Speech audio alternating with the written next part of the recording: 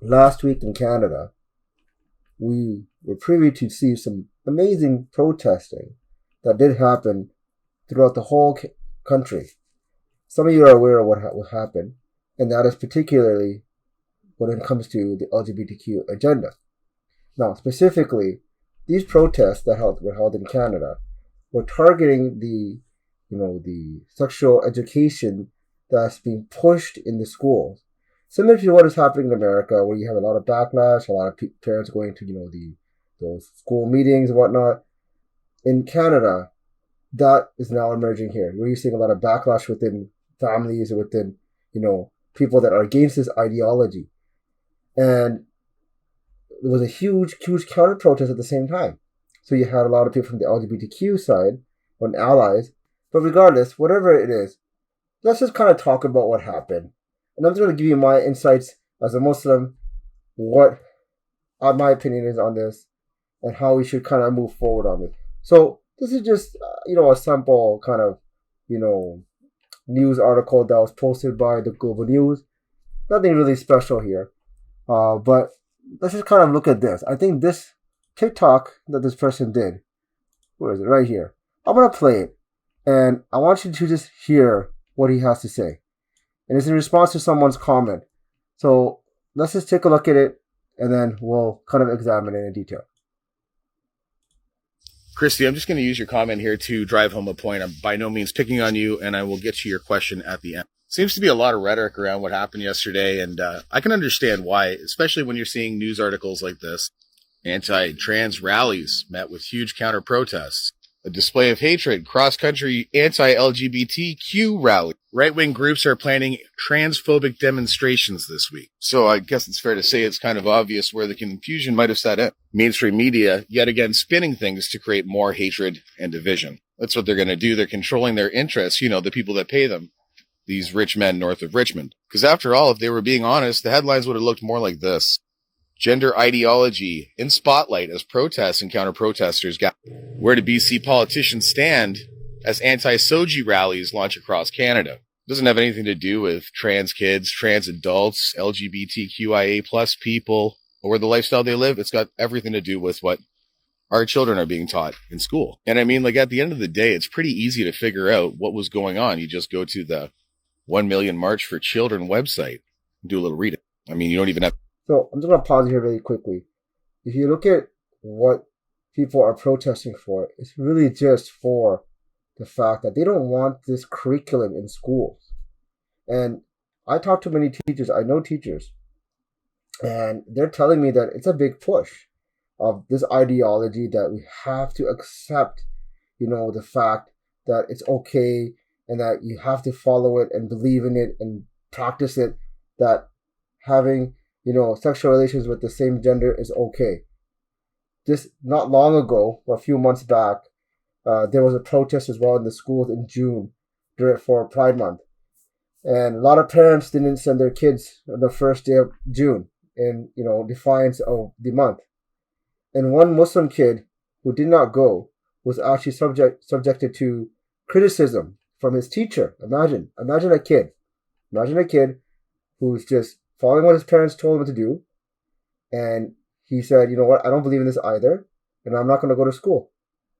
He comes to school and his teacher starts to belittle him in front of his class. And starts insulting him in front of the class, like, why didn't you participate, this and that, you're not an ally. Like, you want to make a school, safe, accepting, inclusive, right? This is what they're trying to do, right? With having LGBTQ agenda. But you're not really doing that if you cannot accept someone else's point of view. Some people do not accept it, you have to just accept the reality that people are not going to accept it and move on with it. But if you're going to just belittle someone for that, you're actually no better than, the one that's being targeted. So you need to be respectful for everyone, regardless of the background, whatever they have, whatever their opinions are. If someone doesn't accept your opinion, you're just going to start insulting them for whatever their beliefs are. You're no better than that. In the sense that you're supposed to be a liberal, you're not really liberal. You're more kind of I don't know what you are. You're just worse than a liberal. Definition would be. Anyway, I'm just rambling at this point. Let's just move on. You even have to click a page. It's right there on the main one. I'm glad that's cleared up. But anyways, I digressed. Back to your main question. What happens to them? Well, I don't know what you mean by what happens to them. If they're harassed or bullied for any reasons, I'm sure the school already has a program and a plan set in place for that. And if they are getting harmed by parents or their guardians, the police also have a plan for that already. Anyways, if people still don't believe that this curriculum should be up for question and shouldn't be taught to children, go on Google, look up this one name, Benjamin Levin. There's a great blog TO article written about him. You should go check it out. All right, Christy, so let's take a look who this person is, Benjamin Levy. So this is Benjamin Levy, and here's an article about him. So think about this, he was the ex-education minister. He was sentenced to 3 years in prison for child porn and related offenses. This is the person that's setting the curriculum of what your children needs to learn. And this is a person who has been accused and has been found guilty for child porn possession. So think about the people that are in power. Think about what their agenda is. Think about what they're trying to promote, what values they want. And think about the effect of it that it has on normal people. People that just really want to just raise a family, want their kids to grow up to be good people, want them to respect and tolerate everyone, but at the same time, everyone has to mind their own businesses. Essentially, that's what we have to do. We have to mind our own business. And whatever people are doing in their bedrooms, that's their business. But we can't be enforcing other people's rights on other people. I'm not going to go around in schools, for example, and start saying, hey, you the random kid walking down the hall, you have to start fasting now, right? And all of a sudden, you have to start praying 5 times a day. And you have to start paying the jizya now. Like, I'm not going to start enforcing weird Islamic laws, right, that on a person that's going to be like, what is going on? Right? And then this is not acceptable. And essentially in Islam, we do not force religion on people. So it's a misconception that people may say, oh, Islam is forced, you're forced with the sword and this and that. This is all incorrect. There's no force in religion. No one is forced to accept Islam. People who accept Islam is from their own willing. Like, no one is told to accept or die or whatever the case. This is not part of the Islamic teaching. So essentially, as Muslims, we are tolerant. We're like, okay, do whatever you want. We're not going to force our will on others. Well, if you want to have a conversation, we'll have a conversation. That's fine. But at the end of the day, if you want to be a Muslim or what, that's your own choice. And so, if I cannot go into the schools and do that type of behavior, why am I being forced? Why are the kids being forced to accept an ideology that they don't believe in? A lot of kids in school don't believe in this stuff, but somehow they have to support and say, yeah, it's a good thing. And so we're kind of missing the student voice. What's happening is the voice of the adult who have no clue what the kids want are triumphing over what the kids actually want and what their opinions are. And then the kids have no clue. They're stuck with these weird policies and ideas that the adults have come up with. And now we're stuck with what we are with kids around 12 years of age or so taking puberty blockers. And then later on in life, they find out that they have all these diseases and conditions in their health that have messed them up because of the fact they didn't let their puberty go naturally. And they won't realize that. They won't acknowledge that. But that's the reality of what we're going through right now.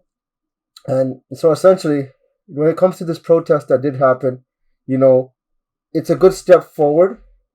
It's a good, message that is being sent, saying that enough is enough. Stop doing this behavior.